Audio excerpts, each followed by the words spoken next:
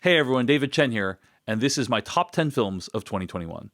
Now, I've been hearing a lot of chatter online about how 2021 wasn't a great year for movies, and I wholeheartedly disagree. Yes, maybe the number of great films that appeared in cinemas or that did well at the box office or that a lot of people saw was not very high, but I think that if you look hard enough, there's amazing cinema to be found. When it comes to my top 10 films, the standard caveats apply. I'm a human being. My tastes change regularly, and my top 10 list has shifted a bunch of times in the course of the last couple of weeks and will continue to shift. So if you see me with another list somewhere else that's slightly different, that's why. But also, I wanted to choose a set of films that I felt were worth highlighting. Maybe you haven't seen a lot of these yet and you should check them out.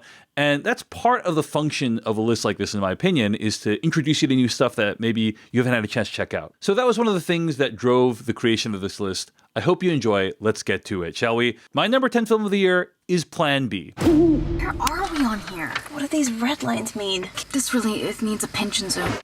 This comedy, which is streaming right now on Hulu, stars Victoria Morales and Kuhu Verma. It also was directed by Natalie Morales, and it's really, really funny. It depicts this great, authentic friendship between these two leads, but it's also a gross-out comedy that has something to say. It's about how sometimes basic medical care is unavailable to people in our society, and it asks why that is and what the effects of that might be.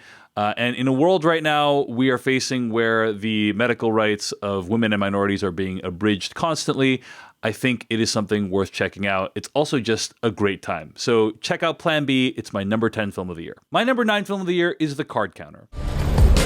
Having been sentenced to 10 years in prison, I learned to count cards. Some people might think that Paul Schrader just takes the same formula and applies it to different settings. And I think that's kind of fair. You know, you got older, brooding guy, takes a younger person under his wing, and he has a terrible past to deal with or a terrible future to deal with or something that he's confronting, and it's really giving him a hard time. But what I like about The Card Counter is that it asks us as Americans to confront our past. We kind of live in a society that doesn't like to look at the past. We ignore it. We pretend it didn't happen. We refuse to draw lessons from it. And after 2021 and all the stuff that happened during that year and the years before, I think it's obvious that we have a difficult time looking at the things that made us who we are. And I think what The Card Counter encourages us to do is to remember. Remember that there were many atrocities that went into building what we have today. And remember that often the people most responsible for those atrocities get away with it and nothing happens to them. The one thing we can do is remember and hopefully hold people responsible. All right, let's get to my number 8 choice. It's Flee.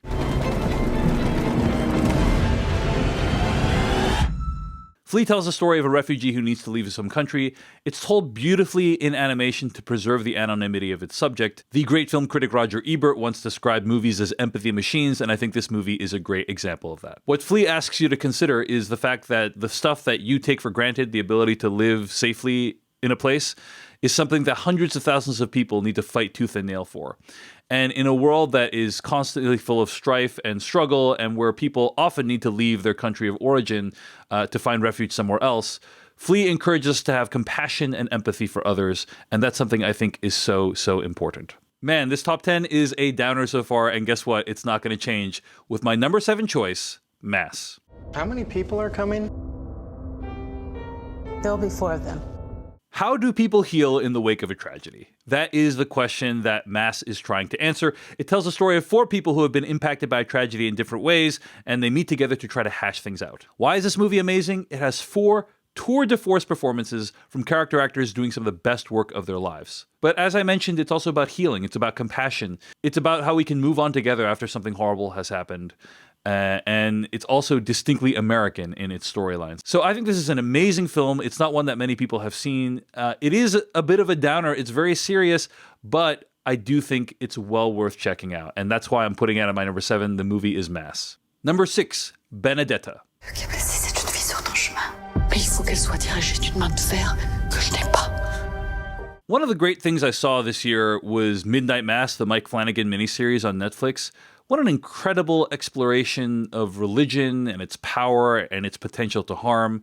I think Benedetta, the Paul Verhoeven movie, is basically like Midnight Mass if it was directed by the guy who made RoboCop and was an erotic thriller about lesbian nuns. But Benedetta offers more than just cheap thrills. It's also about religion as an institution and how people can manipulate institutional power towards their own ends.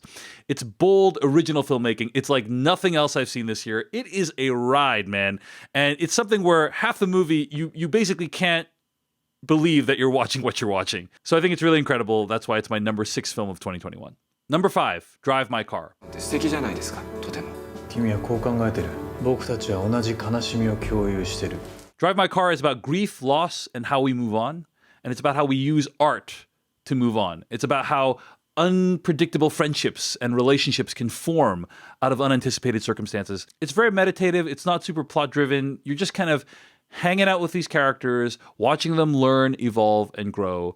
And especially as somebody who is, like myself, maybe getting closer to the end of his life than the beginning of his life, it really made me reflect on how I want to spend my time, where I want to spend my time emotionally. And I just think it's a movie where if you love art, if you are interested in the impact that art has on people, and if you are dealing with your own loss and your own grief, this is a movie to check out. It's called Drive My Car. It's my number 5. Number 4, Dune. Remove your hand from the box, and you die. What's in the box? Dune is a sci-fi epic at an ambition and scale that we only get to see a few times in our lifetime. That's really what I felt watching this movie in theaters. I'm like, I feel lucky I get to see a movie like this because only a few times in a generation does a movie like this come around. This movie tries to do the impossible, distill thousands of pages of text into a 2-part film, of which this is only part 1. And it's really smart in how it does it. It jettisons a bunch of extraneous information. You lose a lot of the detail that you have in the books. But what you end up getting is a Game of Thrones-esque coming-of-age story focusing on the protagonist, Paul, that is fairly thrilling and propulsive, in my opinion. The world building is really amazing. You know, there's stuff that would take pages in the book that in the movie is just conveyed using like a sentence or a frame on screen. And it just makes you feel like you're glimpsing another world as opposed to what's in a movie. So I was in awe of it. I was in awe of the look of it, the scale of it. And I can't wait to see part 2 when it comes out, hopefully in fall of 2023. Number 3, The Last Duel. I say before all of you, I spoke the truth.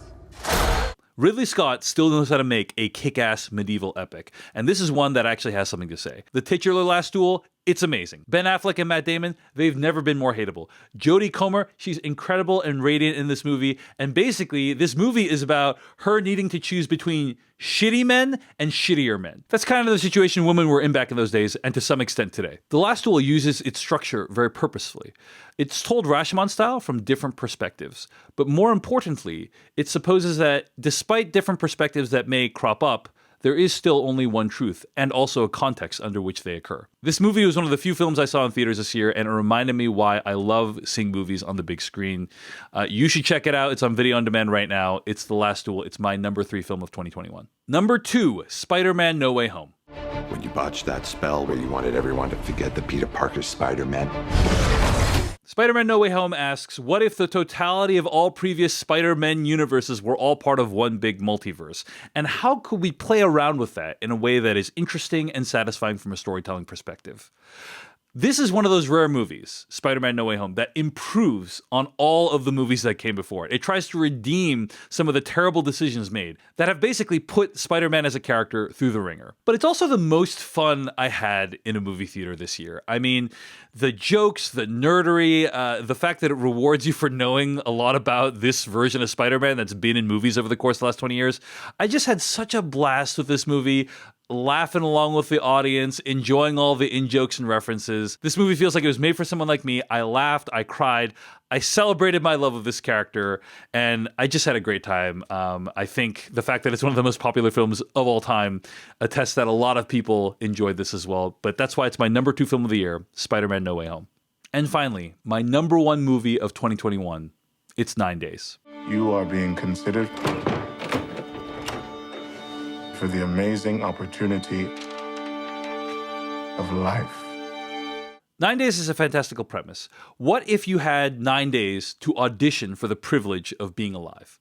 And while I think the premise itself isn't fully thought through and detailed in the film, the way it's realized is really amazing. I mean, it's kind of a sci-fi fantasy premise, but they use like all this sort of 80s and 90s technology to convey it that gives it this kind of timeless quality. Beyond that, though, what makes a movie like 9 Days special is it makes you reflect on what it means to be alive. What is the sum total of all the things that make up human experience? Its messiness, its beauty, its awe, and its tragedy. And I'm just gonna say this, 9 Days is a movie that made me glad to be alive. And after everything that's happened in the last couple years, that is a big achievement. I hope you have a chance to check out this movie. It's one that not very many people have seen. It came out in theaters for a split second, and now it's available for rent and purchase on video on demand. But it was a movie that deeply moved me, and also, as with other movies on this list, has a great deal to say about how art has the ability to transform our lives and give them meaning. So, 9 Days, it's my number one film of 2021. Before we go, I just want to give a big hearty thank you to all those who've watched my videos this past year, who have supported me. I really appreciate it. I'm planning to make way more cool stuff in 2022. So be sure to hit like, subscribe, and hit that notification icon to get notified whenever I publish a new video or go live. I also want to thank all my patrons at patreon.com/Dave Chen for making my work possible. Really appreciate it, folks. And specifically, I want to thank my executive producers, Ian, Steven, Sid, Steven, Dan, Jeff, and Mark. Thank you so much for your support. Be sure to check out my Patreon page for bonus podcast audio and a bunch of other stuff. And thank you so much for watching. I'll see you in the next one.